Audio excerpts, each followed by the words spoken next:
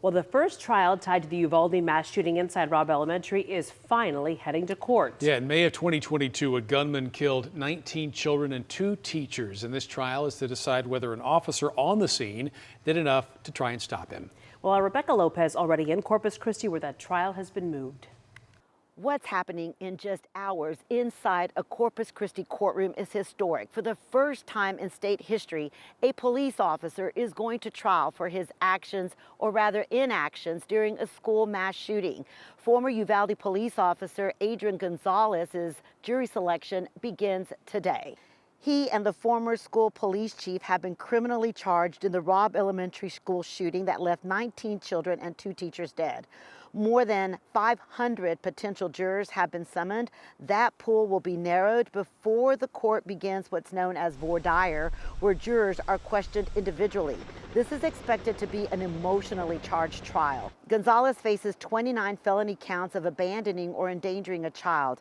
Investigators say he was among the first officers to enter Robb Elementary School while gunfire was still being reported. But prosecutors allege he did not keep moving towards the shooter.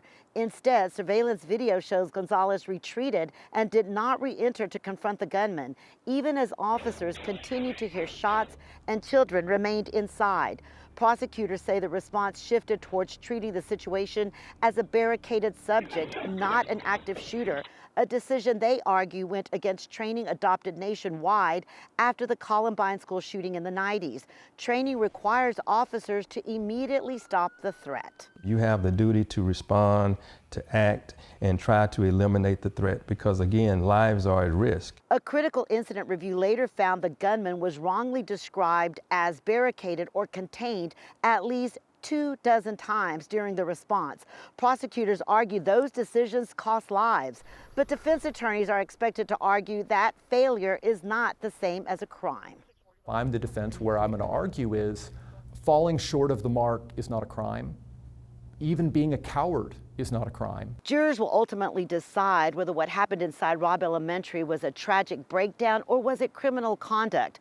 The outcome could set precedent for law enforcement, not just in Texas, but across the United States. It could take a couple of days to seat the jury. In Corpus Christi, I'm Rebecca Lopez. Back to you.